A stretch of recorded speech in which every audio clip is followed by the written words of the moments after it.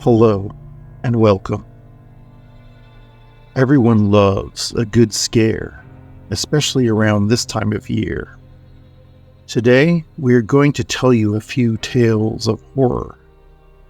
The screen will eventually go dark so that you can enjoy these tales as you lay your head down to sleep, or simply in a darkened room.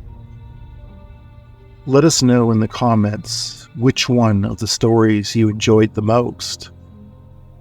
Thank you, and happy Halloween.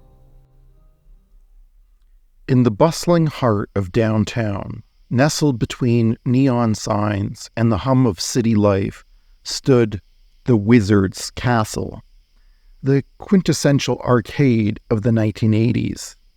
Its facade gleamed with promises of adventure and excitement, drawing in crowds of eager teenagers with the allure of flashing lights and the hypnotic melody of electronic music and pixelated pleasures. Among those drawn into the Wizard's Castle was Alex, a high school student with a love for video games that bordered on obsession. With his leather jacket and an unruly mop of hair, he was a regular fixture in the dimly lit halls of the arcade, his fingers dancing across the buttons of the latest arcade cabinets with a skill that bordered on mastery. But beneath the surface of the Wizard's Castle lurked a darkness, a shadow that whispered of secrets long forgotten. It was said that the arcade was built atop the ancient ruins of an Indian burial ground, its foundations steeped in the blood of those who had come before. Alex had heard these rumors, of course, but he paid them little heed. To him, the Wizard's Castle was a sanctuary, a place where he could escape the drudgery of everyday life and lose himself in a world of pixels and polygons. Dead Indians and cemeteries? He scoffed. That was the dumb reason for the movie Poltergeist, used to create that haunting in that horror movie. One fateful night, as the clock struck 9 and the crowds began to thin, as the arcade was set to close at 9:30, Alex found himself alone in the arcade, a solitary figure bathed in the flickering glow of the arcade cabinets. The air was heavy with the scent of stale popcorn, high karate, and a sweat, a tangible reminder of the countless hours spent in pursuit of digital glory. But as Alex made his way through the rows of silent machines, he felt a chill creep up his spine, a chill that seemed to emanate from the very walls themselves.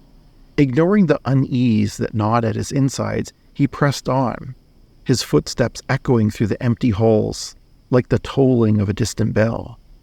And then, just as he reached the heart of the Wizard's Castle, he saw something. A figure cloaked in shadows, its eyes burning with light. Alex's blood ran cold as he stared into the abyss, his mind reeling with disbelief at the sight before him. He made out feathers and hide skin. The figure advanced, its movements slow and deliberate, as if it was savoring the terror that gripped Alex's soul. With each step it took, the air grew thicker, the darkness closing in around him like a vice.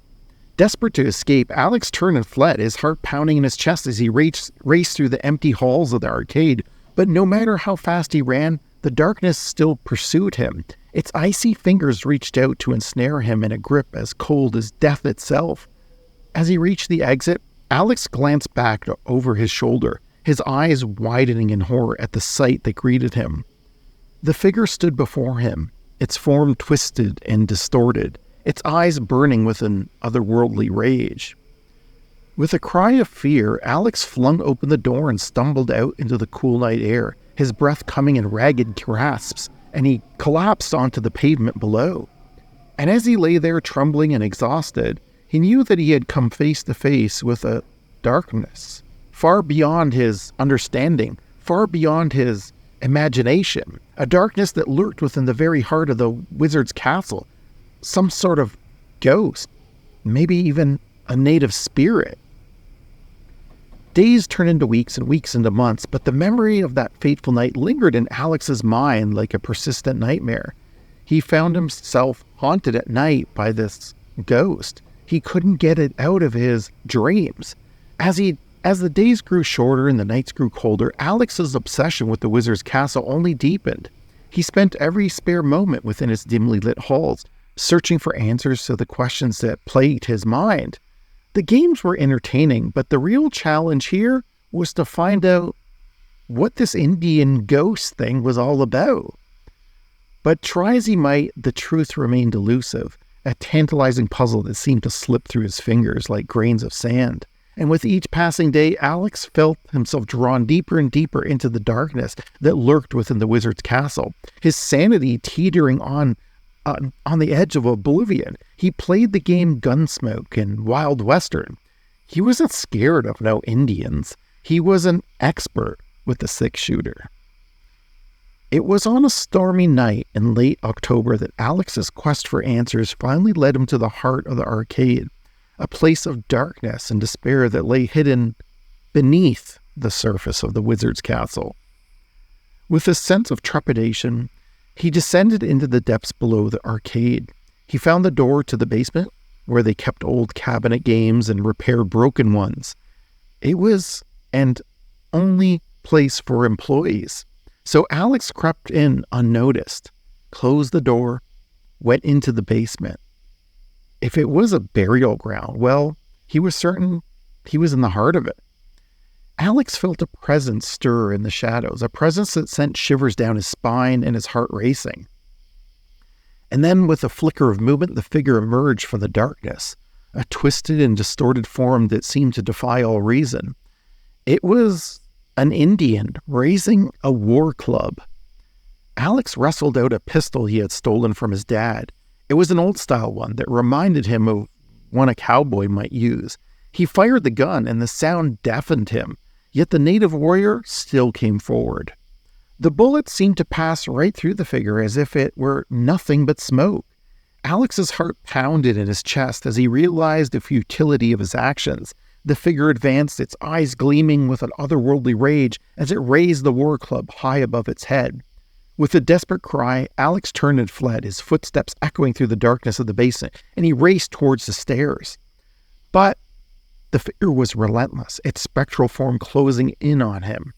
As Alex reached the top of the stairs, he felt a searing pain shoot through his body, a pain unlike anything he had ever felt before.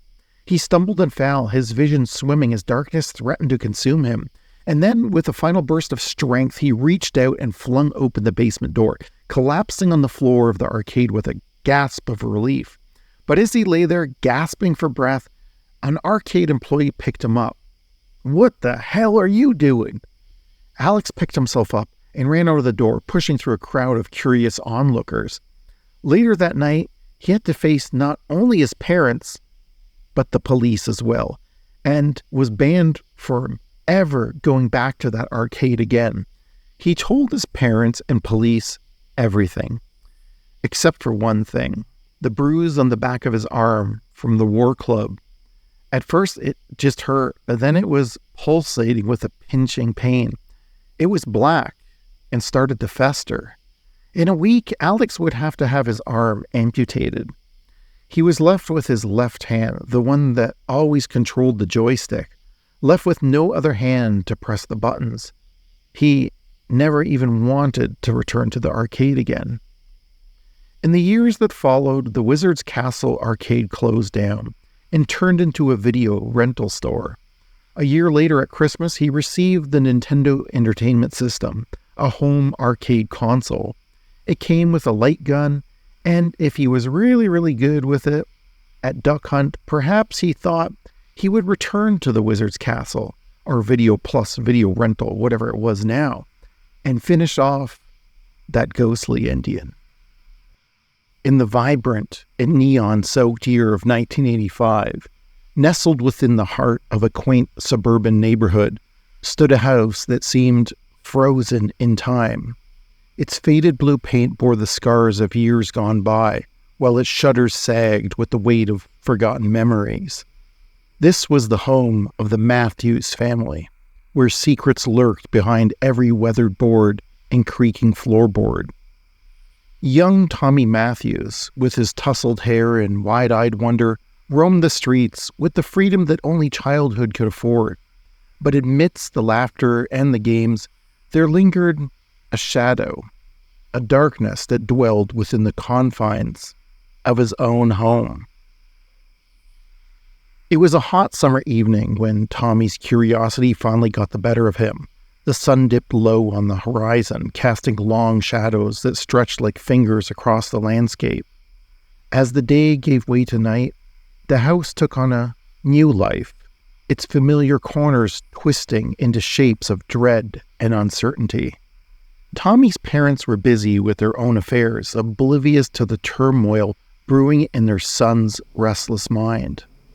With a mixture of trepidation and excitement, Tommy found himself drawn to the basement door, a portal to the unknown that beckoned him with whispered promise of adventure. The basement of the Matthews house was a realm unto itself, a labyrinth of forgotten treasures and hidden secrets. Its walls bore the marks of countless generations, its air heavy with the weight of history. To Tommy, it was a forbidden kingdom, a place of mystery and intrigue that called out to his restless spirit. With a trembling hand, Tommy grasped the cold metal handle and pulled the door open, the hinges groaning in protest. Descending into the darkness below, he felt a chill creep up his spine, a chill that seemed to emanate from the very depths of the earth itself. With each step he took, it echoed into the silent abyss. The air was growing colder with every passing moment. And then, as he reached the bottom of the stairs, he saw it, a figure cloaked in shadows, its eyes burning with a ghostly light. A scream tore from Tommy's throat, shattering the silence like glass. The figure advanced, its movement slow and deliberate, as if savoring the terror that gripped the boy's soul. Tommy stumbled backwards, his feet tangled in unclean laundry piles as he sought to escape the clutches of the specter before him. But the ghost was relentless. Its icy fingers reached out to ensnare him in a grip as cold as death itself. Desperate, Tommy clawed at the darkness, his breath coming in ragged gasps as he fought against the unseen force that threatened to consume him whole. And then, just as all hope seemed lost, a voice pierced the darkness, a voice he knew, a voice he trusted. It was his mother calling out to him from the top of the stairs, her words a lifeline in the sea of despair. With a final burst of strength, Tommy broke free from the ghostly grasp and raced up the stairs, his heart pounding like a drum in his ears. As he burst through the basement door, he collapsed into his mother's arms, tears streaming down his face as he recounted the horrors he had witnessed below. But when his parents searched the basement, they found nothing out of the ordinary. No trace of a ghost that had haunted Tommy's nightmares, no sign of the darkness that had threatened to consume him whole. It was just an old basement. And yet, as Tommy lay in bed that night, his mind haunted by the visions of the ghosts that lurked in the shadows, he knew one thing for certain. The basement held secrets far darker than any mere mortal could comprehend, secrets that would forever remain shrouded in the darkness of that basement. Days turned into weeks and weeks into months, but the memory of that faithful night lingered in Tommy's mind like a persistent nightmare.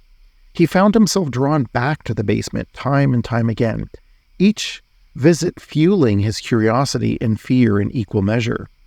As the summer drew to a close and leaves began to turn, Tommy's thoughts turned to Halloween, a night of mystery and mischief, when the veil between the living and the dead was said to grow thin. It was a night he had always looked forward to, with eager anticipation, but this year, there was a sense of unease that gnawed at his insides. On the eve of Halloween, Tommy's neighborhood buzzed with excitement as children adorned in costumes roamed the streets, their laughter echoing through the crisp autumn air. But for Tommy, the festivities held little appeal. His mind was consumed by thoughts of the basement, of the ghostly figure that had haunted his dreams for months on end. As the sun dipped below the horizon and the moon cast its eerie glow upon the land, Tommy found himself standing once before the basement door, a lone figure silhouetted against the fading light. With a sense of determination that bellied his fears, he reached out and grasped the cold metal handle once again, steeling himself for whatever horrors lay within. Descending into the darkness below, Tommy's heart pounded in his chest like a drumbeat of dread. The air grew thick with anticipation, and he navigated the familiar twists and turns of the basement, across laundry piles, old toys, unused boxes. His senses heightened to the slightest sound or the slightest movement. And then, just as he reached the heart of the darkness in the basement, he saw a flicker of movement in the shadows, a whisper of sound that sent shivers down his spine. His pulse quickened as he stepped forward, his eyes straining to pierce the veil of darkness that surrounded him. And there, standing before him, was the ghostly figure that had haunted his dreams for so long. Its eyes burned with a ghostly light, and it seemed to reach out for him with spectral hands, its voice a chilling whisper in the silence of the night. But instead of recoiling in fear, Tommy stood his ground, his courage bolstered by a newfound sense of purpose. With a voice that trembled with determination, he called out to the ghost, demanding answers to the questions that plagued him for all these months. Who was this person? Who were they? Where did they come from? What did they want? To his surprise, the ghost spoke, its words a haunting melody that echoed through the basement, weaving tales of sorrow and regret. It was a soul trapped between worlds, cursed to wander the earth for all eternity, a fate it had come to accept with resigned resignation. As Tommy listened, his heart swelled with compassion for the tortured spirit before him. He reached out with trembling hands, his fingers brushing against the ghost's form, a gesture of understanding and empathy in the face of overwhelming despair. But as Tommy's fingers made contact with the ghostly figure, a surge of dark energy coursed through him, sending searing pain shooting through every fiber of his being. The ghost's eyes flashed with malevolence, its ethereal form contorting into a grotesque mockery of its former self. With a horrifying realization, Tommy understood the truth. The ghost had lured him into its grasp, feeding off his innocence and to regain all its strength. And now, as it loomed over him with a hunger that could not be sated, Tommy knew that he was powerless to escape its clutches. As the ghost descended upon him with ferocity unmatched, Tommy's screams echoed throughout the basement, drowned out by the sinister laughter of the entity that had ensnared him. And as the darkness consumed him whole, Tommy knew that he would never escape the horrors that lurked within the haunted house on Willow Street. Good evening, Cincinnati. Last night's Halloween celebration took a drastic turn for one family, as their 11-year-old son, Tommy Matthews, was found strangled to death in their Willow Street home. Police are investigating the matter and said the boy's body was found crumpled at the bottom of the basement steps. With very few leads, police are asking anyone who has any information to contact them immediately. The number will appear on your screen. In international news, President Reagan has announced a meeting with his Russian counterparts in an arms reduction treaty set for this December. Deep in the heart of Whispering Pine Cemetery, shrouded in mist and mystery, there lived an old woman known to the locals simply as the Witch. Her cottage, nestled behind the gnarled trees and crumbling headstones, was a place of dark rumors and whispered legends, a place where the veil between the living and the dead was said to be thinnest. No one knew the old woman's name, nor where she had come from. Some said she was a witch, banished from her village for practicing dark magic. Others claimed she was a recluse, driven mad by grief and isolation. But whatever the truth may have been, one thing was certain. Those who dared to venture too close to her cottage did so at their own peril. And yet, Despite the rumors and warnings, there were those who sought out the old woman's cottage, drawn by curiosity or the promise of forbidden knowledge. Among them was Melanie, a 16-year-old whose fascination with the supernatural bordered on obsession. For years, Melanie had heard tales of this witch and her mysterious ways, and she longed to see the truth for herself. And so, one moonlit night, she set out into the cemetery, her heart pounding in her chest as she made her way through the shadowy trees. As Melanie neared the old woman's cottage, a sense of unease settled over her like a heavy shroud. The air was thick with the scent of decay, and the sounds of the night seemed to grow louder and more ominous with each passing moment.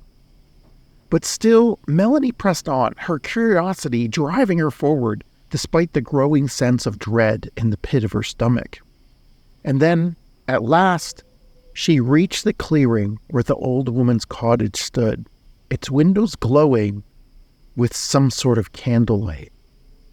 Summoning her courage, Melanie approached the cottage and knocked on the door, her heart pounding in her chest as she waited for a response. To her surprise, the door swung open, revealing the old woman standing before her, her eyes gleaming with an otherworldly light. "Welcome, child," the old woman said, her voice whispering like the wind through the trees. "We have been expecting you." Melanie's blood ran cold as she stared at the old woman before her, her mind racing with fear and uncertainty. How had the old woman known she was coming? And what did she want with her? But before Melanie could voice her questions, the old woman beckoned her inside, her gaze piercing and intense. Come, she said, her voice soft but commanding. "There is much I have to show you." With a sense of trepidation, Melanie stepped into the cottage, the door closing behind her with a soft thud. The interior was dimly lit. The heavy air had a sense of herbs and incense. As Melanie's eyes adjusted to the darkness, she saw the walls were lined with shelves filled with strange and arcane objects, crystal balls, potions, and books bound in cracked leather. But what caught her attention most of all was the old woman herself, her wrinkled face illuminated by the flickering light of a fire, her eyes gleaming with some sort of wisdom. "You seek knowledge, child," the old woman said, her voice low. "Knowledge of things that lie beyond the veil of mortality. Knowledge of the secrets that dwell within the darkness." Melanie nodded, her heart pounding in her chest. "Yes," she said. I seek knowledge. I've read many books, and I have crystals too." The old woman smiled, a slow and knowing smile that sent shivers down Melanie's spine. "Very well," she said. "But be warned, child. Knowledge comes with a price. Are you prepared to pay it?" Melanie hesitated, her mind racing with fear and uncertainty, but deep down she knew that she could not turn back, not when she was so close to uncovering so many things. "I am," she said, her voice steady with determination. "Oh, I guess whatever the cost." And with that, the old woman began to chant, her voice filling the room with a resonance. Melanie watched in awe as the candles flickered and danced, casting strange shadows on the walls. And then, just as suddenly as it had begun, the chanting stopped, and the old woman opened her eyes. "The knowledge you seek lies within the cemetery," she said. "But beware, child, for the dead do not take kindly to intruders."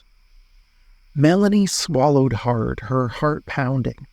She knew that the old woman spoke the truth, that the cemetery was a place of darkness and danger, a place where the veil between the living and the dead was said to be the thinnest. Rumors of its haunting went back decades, if not centuries. But still, she could not resist the pull of curiosity, the desire to uncover the secrets that lay hidden within the darkness. With a sense of trepidation, Melanie thanked the old woman for her guidance and made her way back out into the night. The cemetery stretched out before her, a vast expanse of darkness with a smell of decay. Summoning her courage, Melanie plunged into the darkness, her footsteps echoing in the silence of the night. The air was thick with the scent of moss, and the sounds of the forest seemed to grow louder and more ominous with each passing moment. Now, she followed this trail that the old lady said would take her to the depths and the heart of the cemetery. And then, just as Melanie was beginning to lose hope, she saw it. A flicker of movement in the darkness, a faint glimmer of light dancing on the horizon. Her heart started to pound even louder. Melanie raced towards the light, her footsteps quickening with each passing moment. And as she drew closer, she saw that it was coming from a clearing in the cemetery, a small, secluded grove, bathed in a purple glow. With a surge of adrenaline, Melanie approached the clearing, her eyes wide with awe and terror as she beheld the scene before her.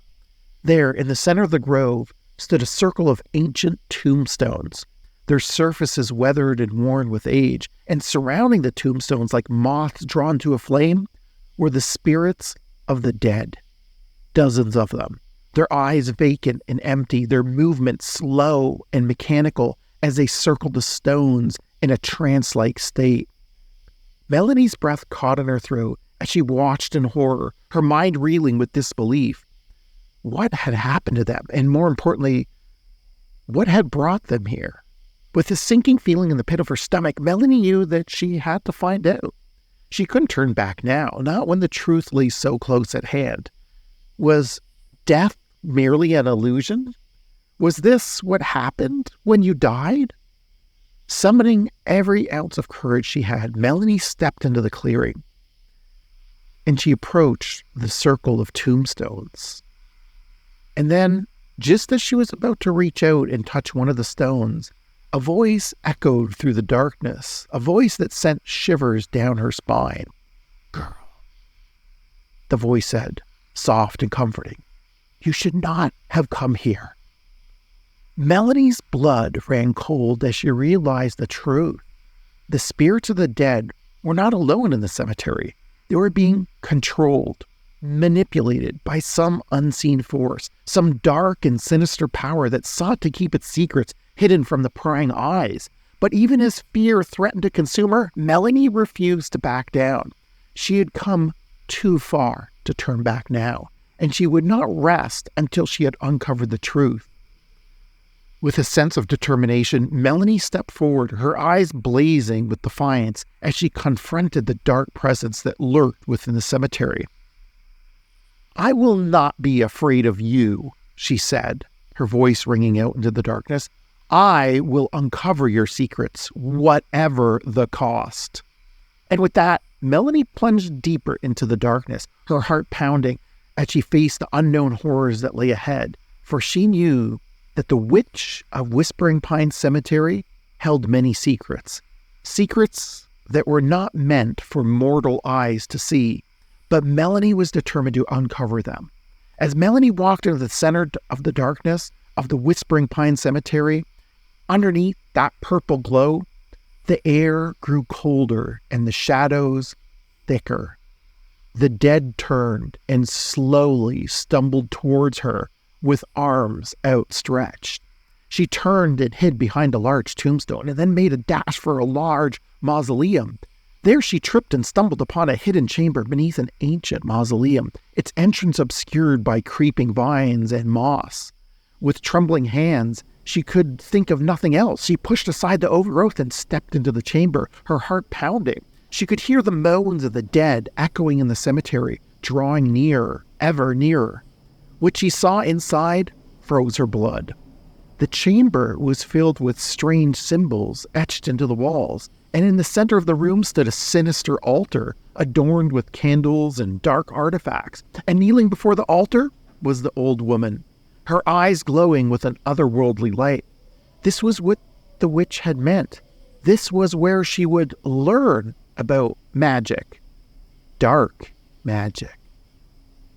But before Melanie could react, the old woman turned to face her, a wicked smile appearing on her lips.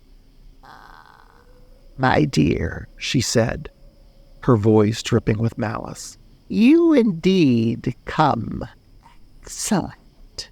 You will make the perfect lamb." Sacrifice, she thought. This was a trap. Melanie tried to flee, but it was too late. The old woman's dark magic enveloped her, binding her to the altar as she chanted incantations that echoed throughout the chamber. With a sinking feeling in her heart, Melanie realized the truth. The old woman was not a benevolent guide, but a malevolent force bent on destruction. And now she was trapped at the mercy of a power beyond her comprehension. As the old woman's chants reached a crescendo, the ground began to tremble, and the chamber filled with an unearthly light. And then, with a deafening roar, the ground beneath Melanie's feet split open, swallowing her whole. In an instant, she was consumed by darkness, her screams echoing through the chamber as she was dragged down into the depths below. And as the earth closed in around her, sealing her fate, Melanie knew that she had paid the ultimate price for her curiosity, the price of her soul, lost forever in the depths of Whispering Pines Cemetery. Living in a haunted house is like walking through a never-ending nightmare, where the shadows whisper secrets and the walls hold memories of long-forgotten horrors. Every creak of the floorboards, every flicker of lights sends a shiver down my spine, reminding me that I am not alone, that something sinister lurks in the darkness, watching and waiting. I moved into the house on Willow Street 3 months ago, drawn in by its old world charm and affordable rent. But from the moment I stepped through the door, I knew that something was not quite right. The air seemed to hum with a strange energy, and the walls seemed to pulse with a life of their own. At first, I tried to brush it off as strange occurrences or figments of my imagination, a creaking floorboard here, a flickering light there. But as the days turned into weeks, and the weeks turned into months, I no longer could deny the truth. The house was haunted, and I was its unwilling occupant. The first sign came on my second night in the house, a soft tapping at my bedroom door, like the sound of fingernails against wood. I froze in terror, my heart pounding in my chest, as I listened to the rhythmic tapping, growing louder and louder, and more insistent with each passing moment. Summoning every ounce of courage I had, I crept out of bed and tiptoed towards the door. My hand trembled as I reached out to grasp the handle. With a deep breath, I flung the door open, ready to confront whatever lay on the other side. But to my horror, there was nothing there. Only darkness, stretching out before me like an endless abyss. I stood there for a moment, my heart racing as I searched the shadows for any sign of movement, any sign of life, but there was nothing. Only silence, broken only by the pounding of my own heartbeat. From that moment on, the strange occurrences only grew more frequent and more unsettling. Objects would disappear only to reappear in strange and unexpected places. Doors would slam shut of their own accord, and whispers would echo through the halls in the dead of night. But perhaps the most chilling of all were the apparitions, shadowy figures that lurked in the corners of my vision, their eyes gleaming with a strange light. They would appear and disappear without warning, leaving me to wonder if they were real or just my mind playing tricks on me. I tried to ignore the hauntings, to go about my daily life as if nothing were amiss. After all, I poured my life savings into this home and this move. But the fear gnawed at me, a constant presence in the back of my mind, reminding me that I was never truly alone. And then, one fateful night, everything changed. I was lying in bed, my eyes drifting shut as exhaustion finally overtook me, when I felt a chill run down my spine, a chill that had nothing to do with the temperature in the room. I opened my eyes to find myself face to face with a figure dressed in tattered rags, its eyes empty and hollow, its skin pale and translucent. I tried to scream, but no sound escaped my lips as the figure reached out a hand, its fingers cold and clammy against my skin. And then, with a sudden burst of motion, the figure vanished into thin air, leaving me alone in the darkness, trembling with fear and disbelief. From that moment on, I knew that I could no longer stay in the house on Willow Street. The hauntings had become too much to bear, their presence weighing on me like a heavy burden. And so, with a heavy heart, I packed my belongings and fled into the night, leaving behind the haunted house and its restless spirits forever. I knew I would never recover from the financial burden, but I was desperate. I knew my life was in danger if I remained inside that house. But even now, as I sit in the safety of my new apartment, I cannot shake the feeling that the shadows still follow me. That the memories of the haunted house will haunt me for the rest of my days, a constant reminder of the darkness that lurks in the corners of the world. Months passed since I left the haunted house. Yet the memories of that terrifying place continued to haunt me. No matter where I went or what I did, I couldn't shake the feeling of unease that had settled over me like a dark cloud. I tried to bury myself in my work, throwing myself into my job and looking for a life partner. But no matter how busy I kept myself, the memories of the house on Willow Street lingered in the back of my mind. A constant reminder of the horrors I had witnessed there. And then one day I received a letter, an invitation to return to the house on Willow Street, to confront the ghosts of my past once and for all.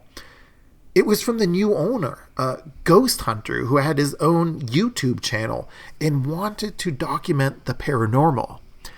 At first, I was hesitant, afraid of what I might find, afraid of what the spirits of this house might want from me. But most importantly, how I would be portrayed. A nutter, a crazy middle-aged man seeing ghosts.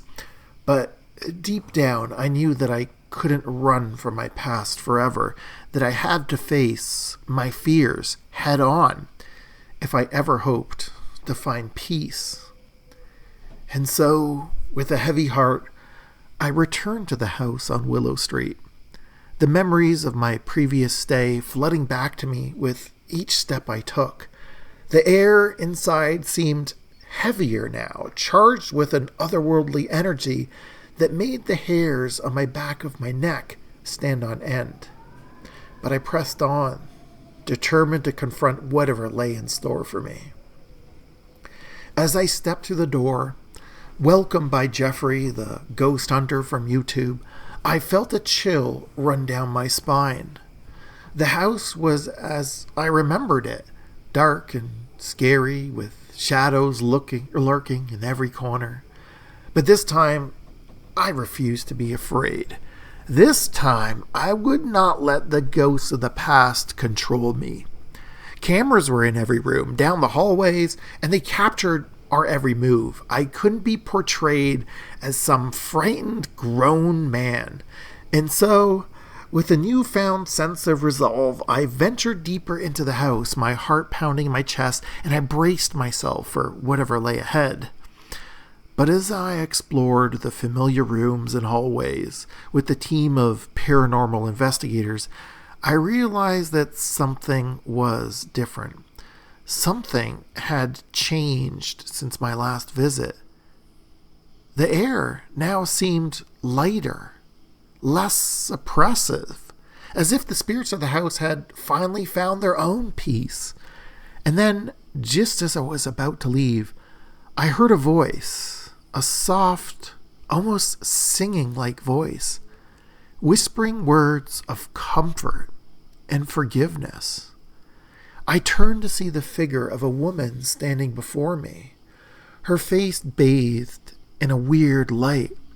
She reached out a hand, her touch warm and reassuring, and I knew in that moment that she was not here to harm me, that she was here to guide me, to help me find the peace I had been searching for. But just as I reached out to take her hand, a deafening roar shook the house, causing the walls to tremble and the floorboards to groan. The lights flickered and died, plunging us into complete darkness. From the shadows emerged a horde of malevolent spirits, their twisted forms contorting with rage and anguish. They surrounded all of us, their eyes glowing with a fiery intensity as they closed in, their wails filling the air with a sound of terror I've never heard before. With nowhere to run and no means of escape, I realized too late that the invitation to return to the haunted house had been a trap, a ploy orchestrated by the vengeful spirit to lure me back into their clutches. The YouTuber, Jeffrey, gnashed his teeth, and his decaying flesh slid from his skull. The other paranormal investigators fell into line with the other apparitions. They were all dead. The house must have consumed them also. As they descended upon me with a ferocity unmatched, I could only scream in terror as their icy fingers closed around me, dragging me down into the depths of the house, where I would be condemned to wander for all eternity, tormented by the echoes of the haunted house and the ghosts of my past. And as the darkness consumed me, I knew that my fate was sealed, that I would never escape the horrors of the house on Willow Street, condemned to join the ranks of its restless spirits forevermore.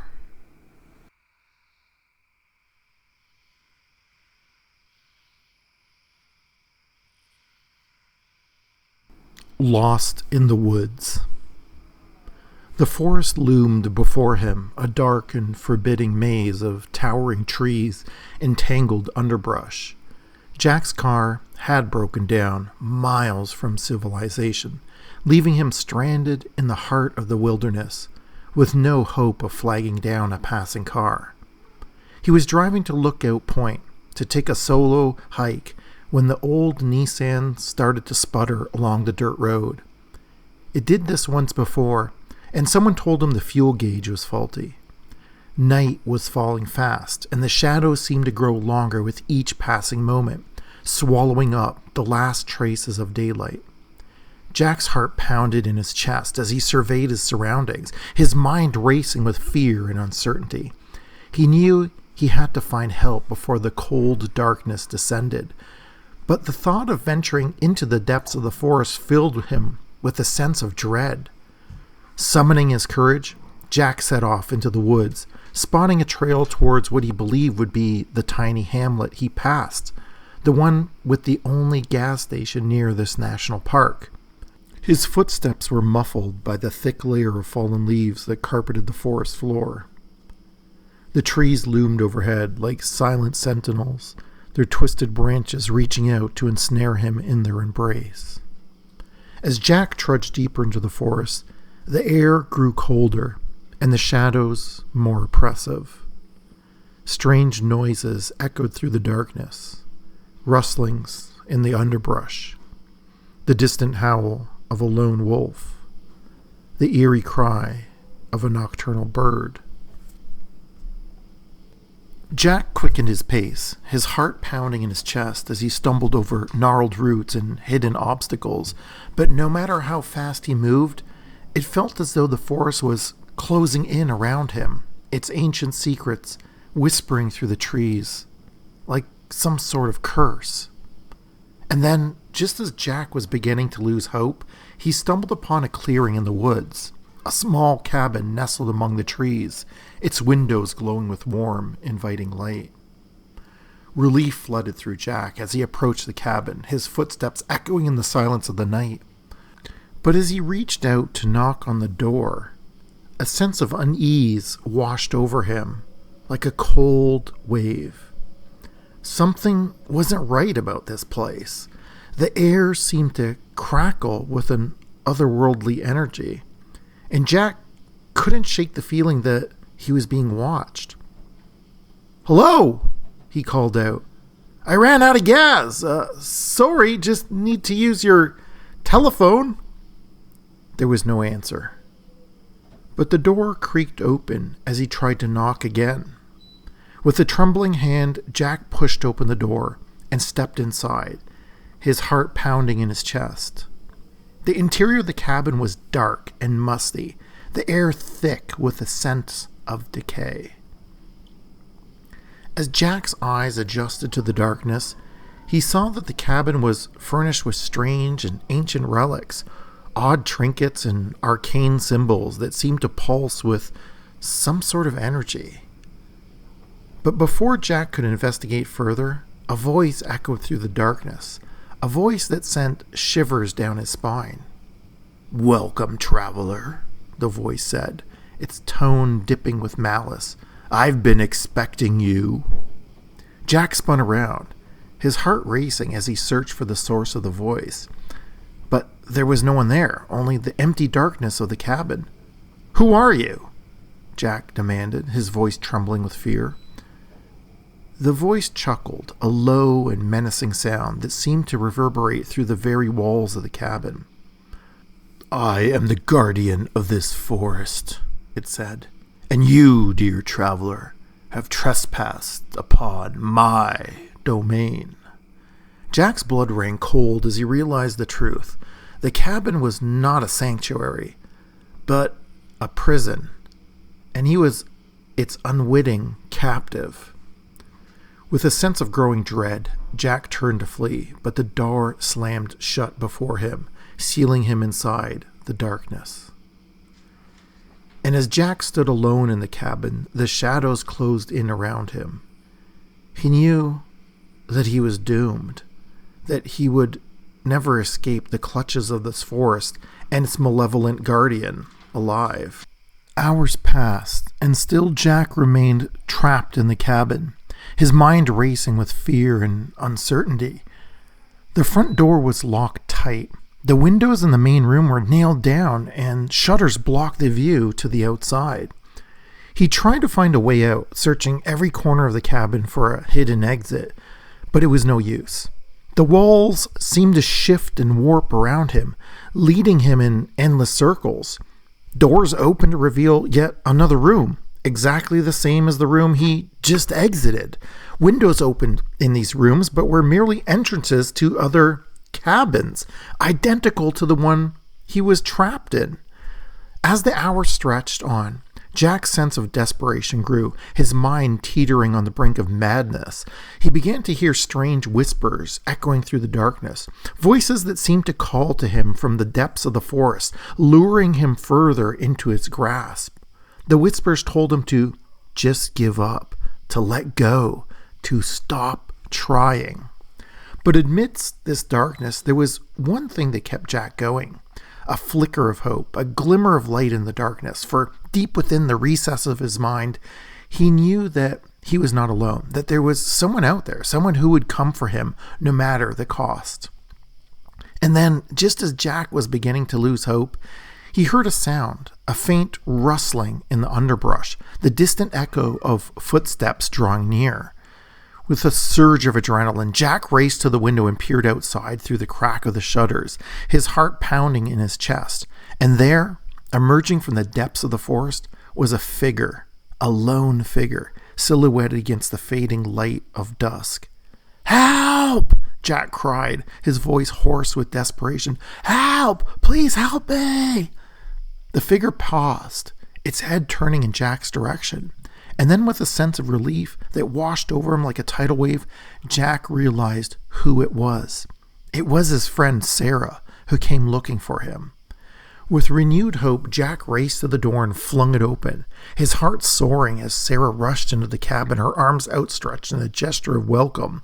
"Jack," she cried, her voice filled with relief. "Thank goodness I found you. I found your car, and I saw this trail. Are you okay?"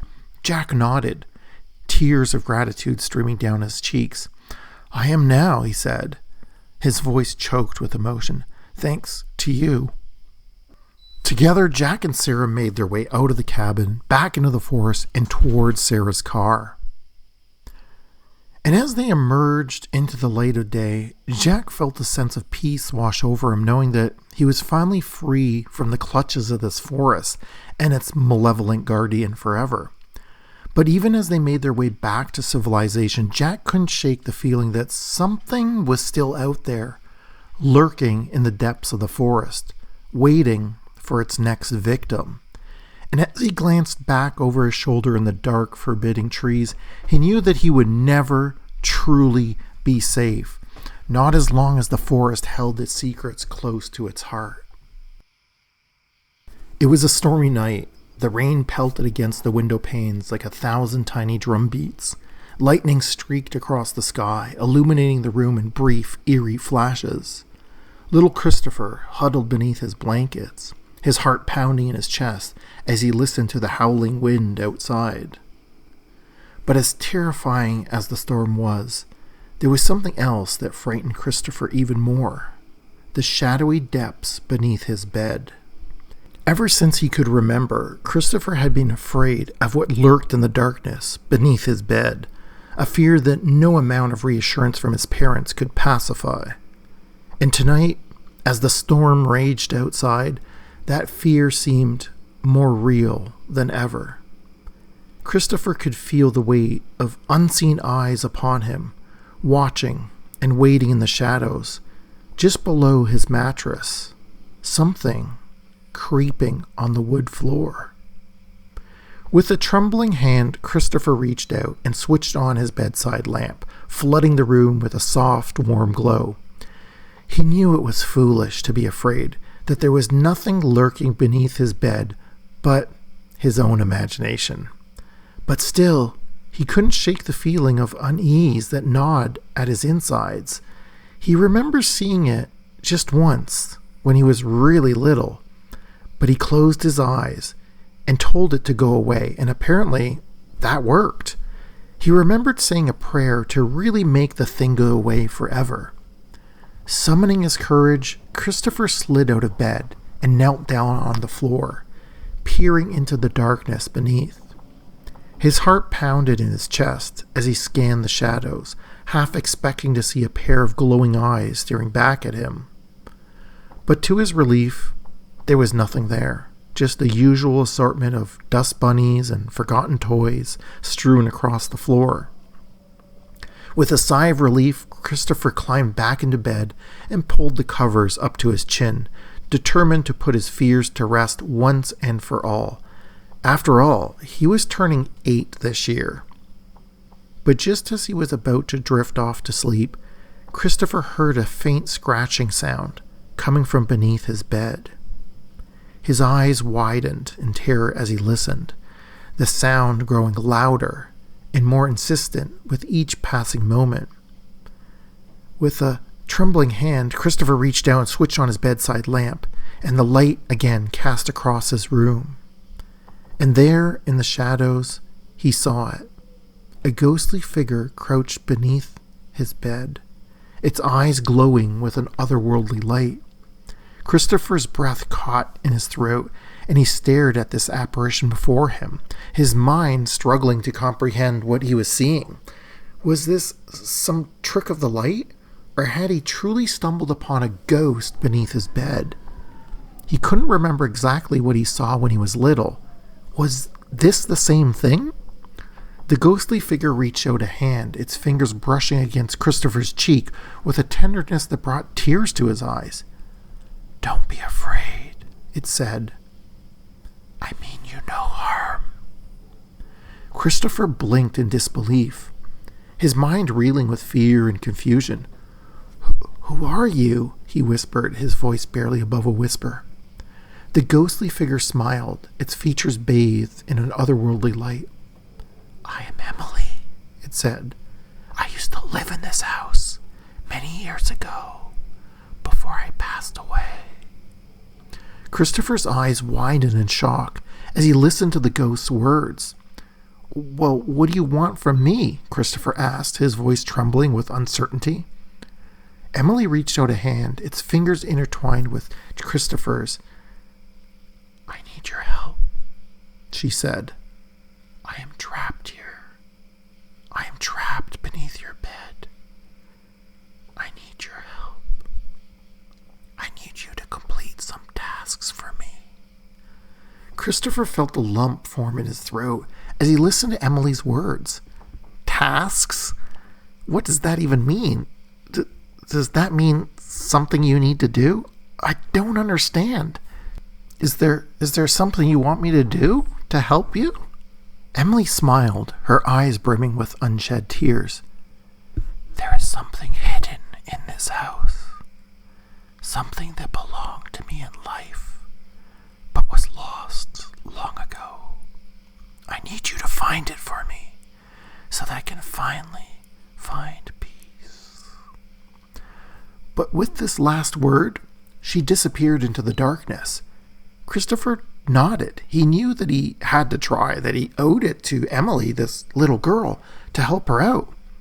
With a final glance at this ghostly figure disappearing beneath his bed, Christopher climbed out of his bed, and he began to search the room, scouring every nook and cranny for any sign of a lost object, something that wasn't his. As he searched, he felt a sense of determination wash over him, knowing that he was not alone, that Emily was trying to guide him. Hours passed, and still Christopher searched, his hands growing numb with cold and exhaustion. But just as he was about to give up hope, his fingers brushed against something hidden between a loose floorboard. A small, tattered doll, its face worn with age and neglect. With a sense of triumph, Christopher pulled the doll free from its hiding place and held it up for Emily to see. "Is this what you were looking for?" he asked, his voice filled with hope. Emily appeared before him, her eyes lit up with joy as she reached out to take the doll in her hands. "Yes," she said, her voice trembling. "Thank you. You've done more for me than you will ever know. But you must beware. There is a man in this house, a man that hides in the shadows. He will take something from you, something you love and cherish, and he will keep you in the worlds in between. If you ever lose something you love, make sure you find it before you pass on. He wants to trap children here, and he does terrible things." And with that, Emily's form began to shimmer and fade until she was nothing more than a wisp of a memory in the cool night air. But as Christopher watched her go, he felt a sense of peace washing over him. He knew that he helped this lost soul, this lost little girl, find its way home. As the first light of dawn painted the sky, Christopher climbed back into bed, and he pulled the covers up on his chin, a smile playing at the corners of his lips. And though the storm still kind of raged outside in the distance, Christopher felt a sense of calm settle over him, knowing that he was not alone, that Emily was perhaps in this house. And as he drifted off to sleep, Christopher felt a sense of hope fill his heart, knowing that even in the darkest times, maybe there was someone else looking out for him. Christopher awoke suddenly. He sensed movement in the room. "Mom? Dad?" he asked, blinking in the morning light. It was a man standing in the corner, a wide-brimmed hat upon his head, and a slender, dark, double-breasted suit wrapped carefully around his form. The man smiled. "Hello, Christopher." The voice was soft. "Don't be afraid. That thing under your bed, it is gone. And well, I must admit I cannot lie. So are you." "Who are you? What are you talking about?" Christopher sat up in bed, but he pulled the covers closer to him. "That does not make any difference. You see, there was an exchange, and you belong to me now. You belong here, in this house, forever." Christopher shrieked as he felt his physical body melt into the bed and down through the sheets and into the mattress below the bed and sink into the floorboards. Time had no meaning for Christopher. Was he here 5 minutes? A week? Months? Years? He couldn't tell. But now, there was something stirring above him. Suddenly, he saw tiny feet hit the floor beside his bed, and he reached out for help.